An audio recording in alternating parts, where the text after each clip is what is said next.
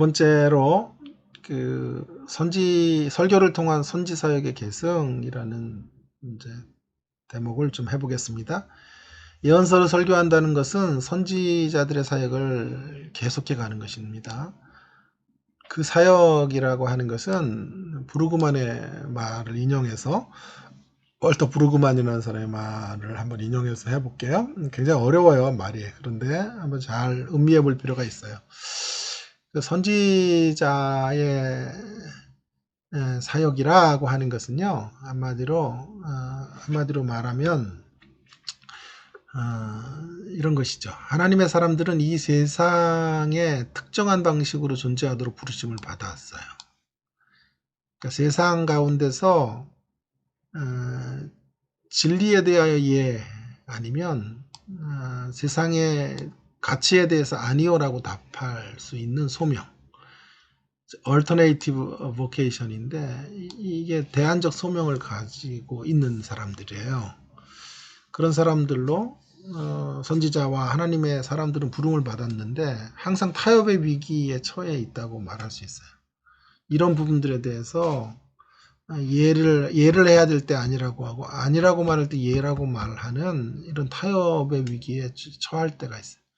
그래서 선지자들의 사역은 그 양자택일의 사명, 이 둘 중에 하나를 분명하게 선언하는 사명을 보존하는 것이 목표였고, 선지자 사역의 책무는 우리를 둘러싸고 있는 이런 지배적인 문화에 대한 인식, 지배적인 문화는 대부분 악이죠.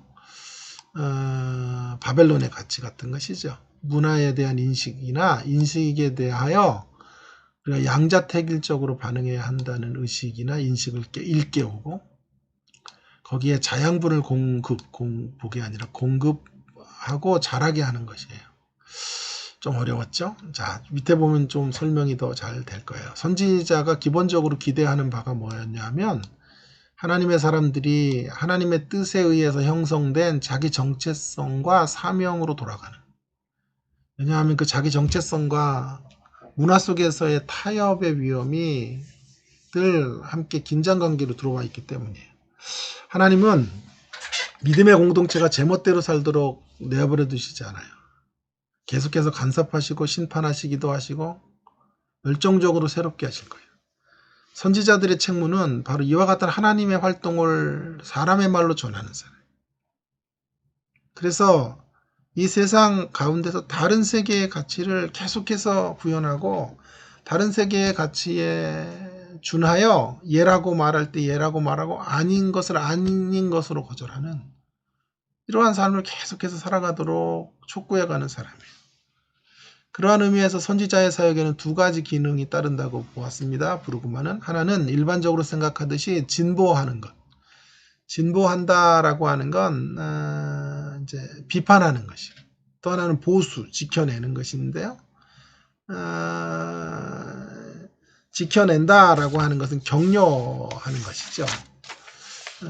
진보하는 것과 보수하는 것, 비판한다는, 그래서 하나씩 살펴보면, 자, 비판한다는 것은 현재의 질서가 하나님의 언약과 그분의 부르심에 충실하지 못함으로 버려야 한다는 것을 지적하는 거예요. 버려야 될 것들을 버려야 한다라고 지적하는 것이에요. 잘못된 것들에 대해서 잘못되었다고 말하는 거죠. 설사 오해가 되더라도 그래서 제가 아까 용기를 내서 제가 그런 비판적 성찰을 한 것이죠. 저의 견해에 대하여 맞지 않는 분들이 많을 거예요. 불편한 분들이 많을 거예요. 그럼에도 불구하고 선지자들이 가졌던 언약적 전통에 근거해서 말해야 되는 거죠. 하나님의 뜻을 선언해야 되는 것이죠. 그래서 이데올로기화된 주일 성수는 주일 예배의 고집은 지금 상황에서는 틀린 것이다. 그 교회가 갖고 있는 정체 이데올로기가 좌든 우든 그건 중요한 게 아니라니까요. 저를 그렇게 함부로 오해하지는 마세요. 제가 중요하게 여기는 것은요. 언약의 가치이고 말씀의 가치인 거죠. 말씀의 가치가 좌나 우가 다 틀렸다 그러면 우리는 그 길을 선택할 수 없어요. 좌이기 때문에 좌를 지지하는 것도 아니고 우이기 때문에 우를 지지하지도 않아요. 하나님의 정확한 말씀에 대한 기준, 특별히 우리가 지금 공부하고 있는 선지자들의 가치들을 기반으로 말하는 거죠. 그래서 버려야 될 것들은 과감히 버려야 한다 라고 이야기하는 거죠. 격려한다는 것은 뭔가를 건설해내는 거거든요. 보수한다는 거죠.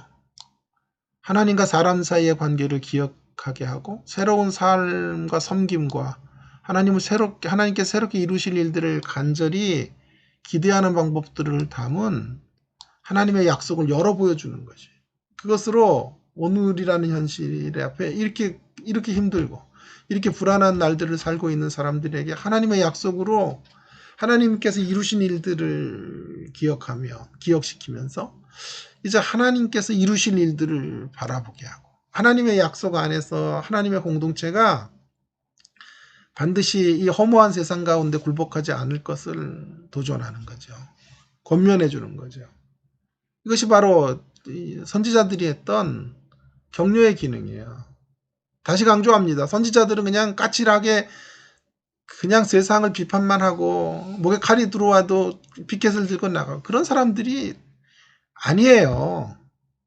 어떠한 경우에도 정치 이데올로기에 함몰되지 않고 신앙이라는 이름으로 이 세속적 이데올로기에 종노릇하지 않고 하나님의 언약적 말씀에 근거한 세상이 가는 길들에 대한 경종을 울리고 또 언약 백성들이 서 있는 모습에 한계를 지적하고 그리고 더 나아가서 중요한 건 그들을 위로하고 격려하고 새로운 소망 가운데서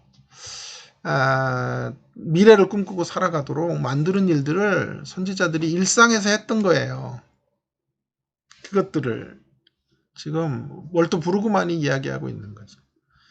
선지자들의 사역은 엄청난 사회개혁이나 분노 표현의 수단이 아니었어요. 분노를 폭발하면서 예배하면 되겠어요? 하나님을 영화롭게 하는 예배를 드려야죠. 세상을 유익되게 하는 것이 예배의 목적이죠. 하나님을 기쁘시게 하고 세상을 향하여 파송되는 것이 예배이지요. 분노하며 이 현 체제를 분노하며 그렇게 모이는 예배. 저는 동의할 수 없고요. 세상이 그런 민폐를 끼치면서 우리들의 종교성을 위해서 모인다면 그것은 저는 선지자적인 전통은 아니라고 생각하는 것이죠. 다시 말하지만 그러나 얼마든지 교회의 건덕을 위해서 모여야 된다라고 주장하는 것은 동의할 수 있다는 말이에요. 그러나 그런 전제는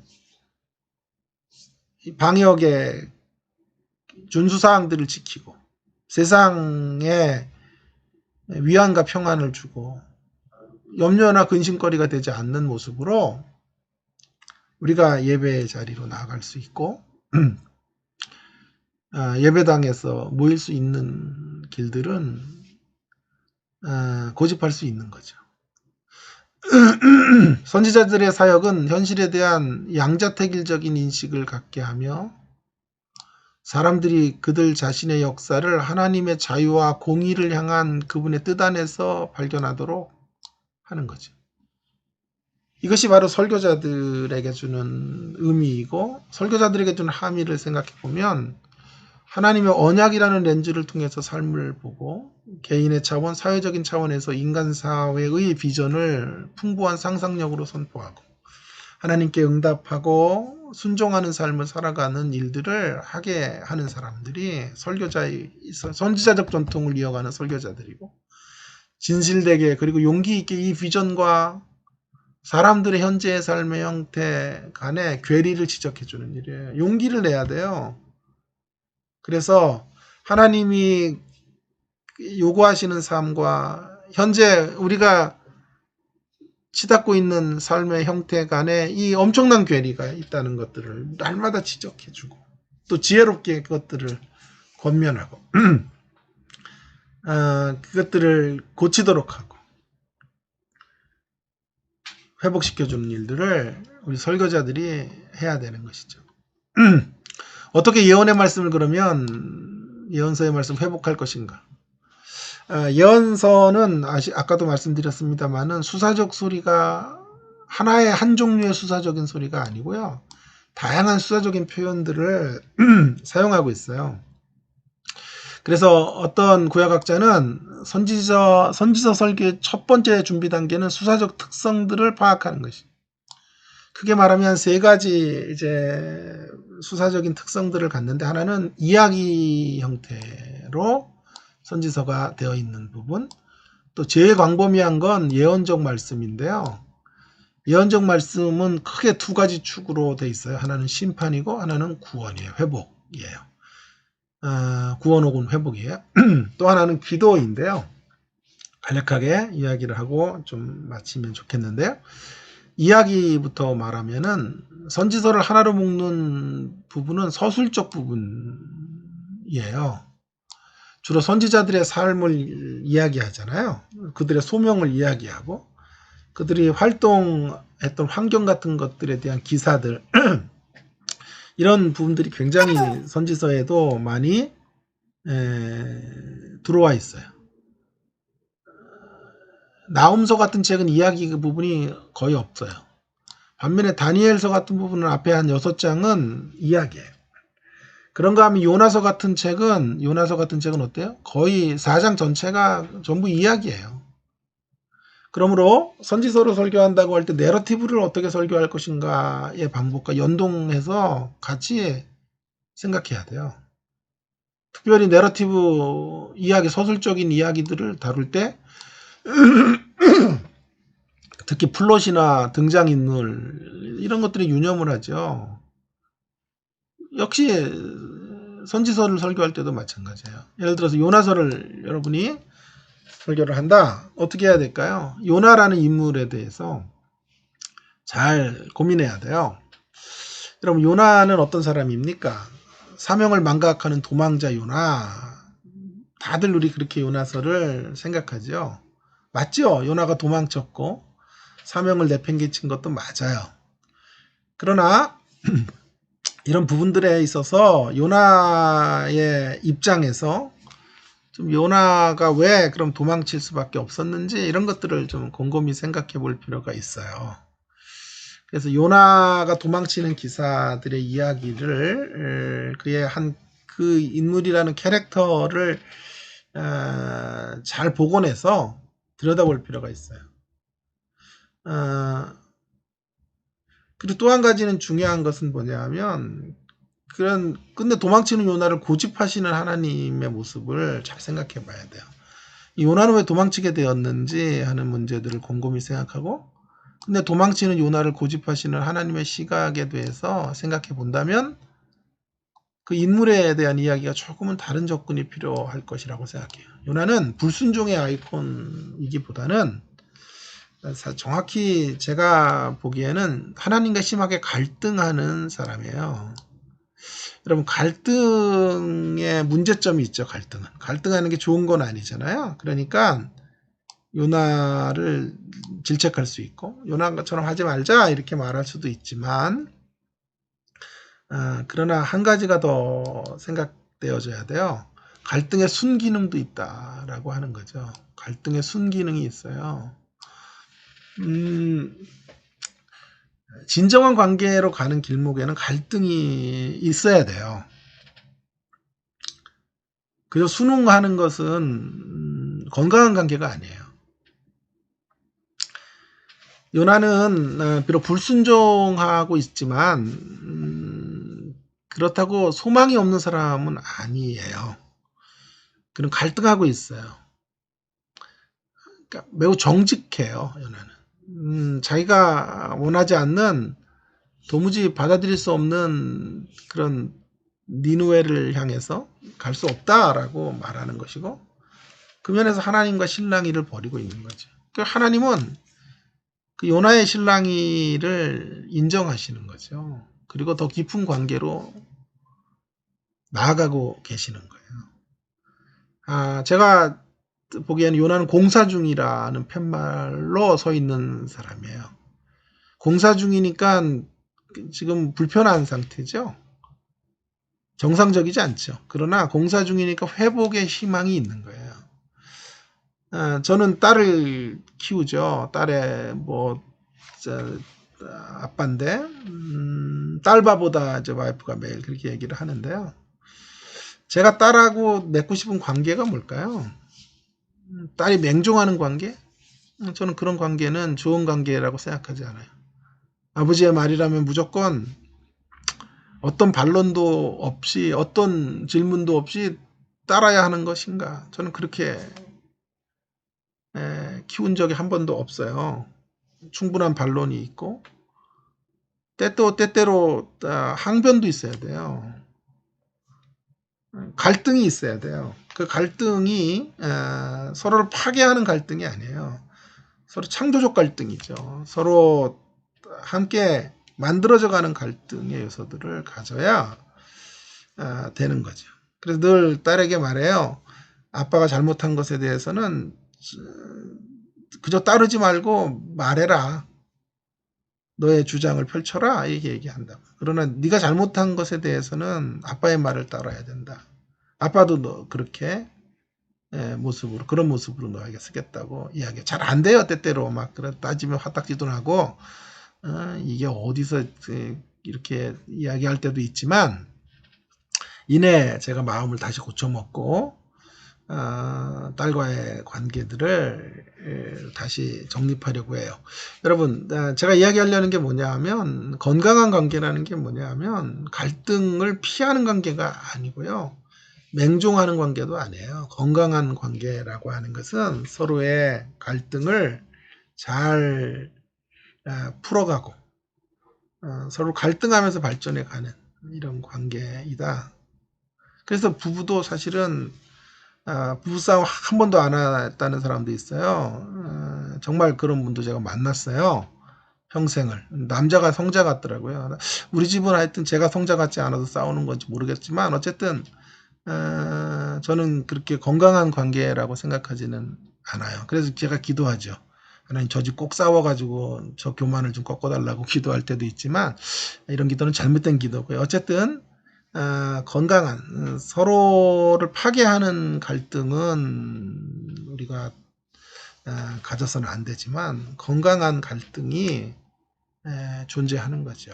요나는 바로 그런 사람으로 서 있다라고 하는 것들을 좀 가지고 요나가 좀 천국에서 되게 기뻐할 것 같아요. 제가 자기를 해명해 주니까요.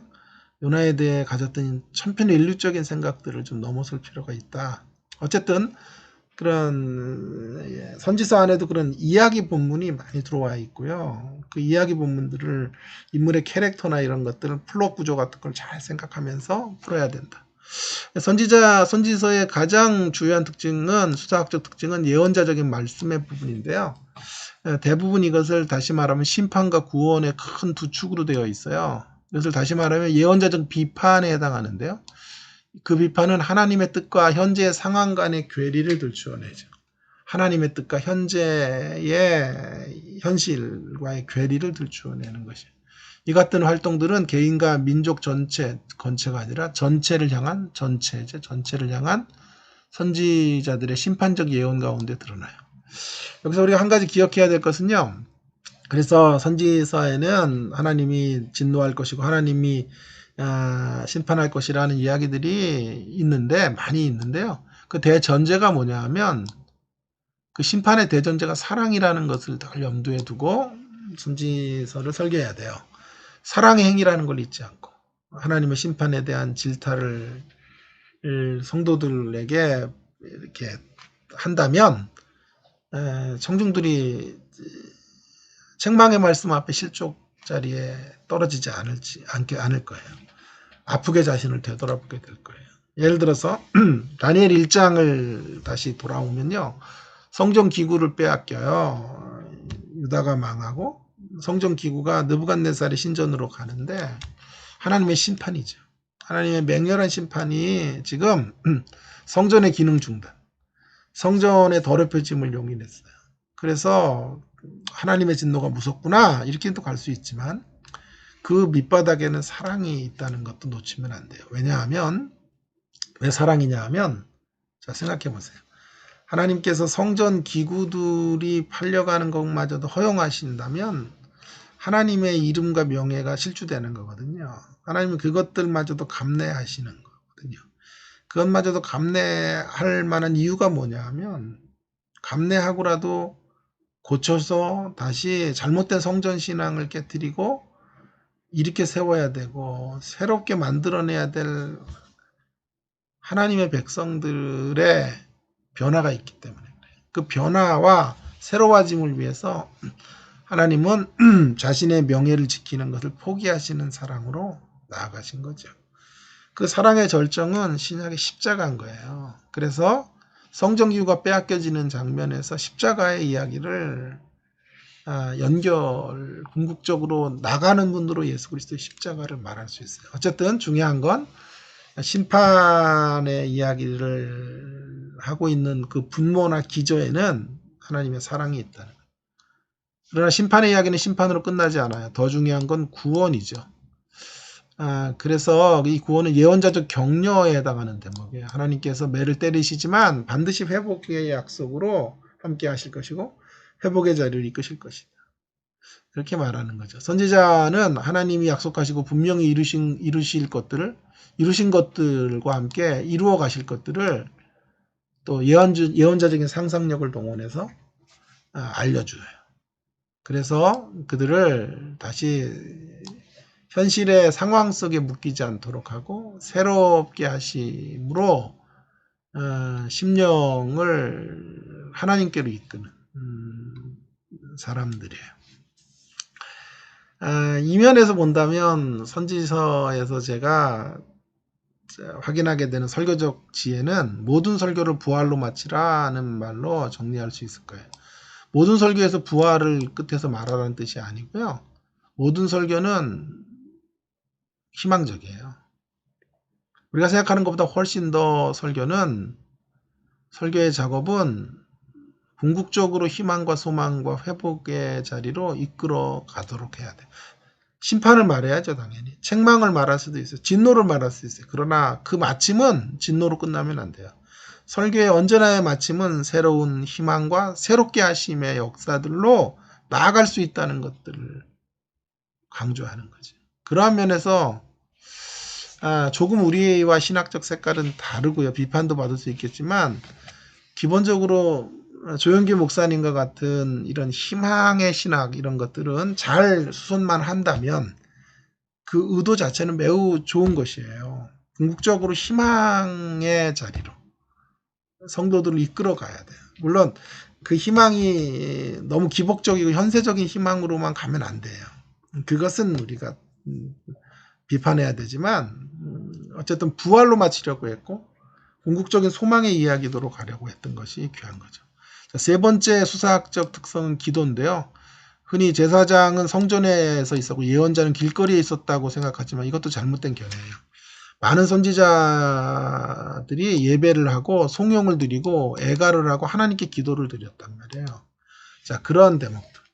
선지자들은 사회를 향해서 말하는 사람만이 아니라 하나님을 향해서도 고통 중에서 찬양하고 부르짖는 사람들인 것을 생각하면서 우리가 선지서를 읽어야 돼요. 자, 결론인데 선지자들의 합창, 구약의 예언서는 다면체의 보석이다. 한 가지로 말하지 않고 여러 소리로 말하고 있죠. 선지자들은 함께 노래해요. 합창을 하는데 각각의 파트가 있어요.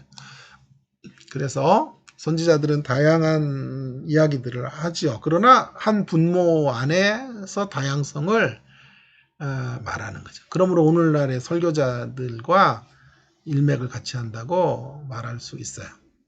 그래서 그냥 단편적으로만 생각하면 선지서의 설교는 겨우 어려워요.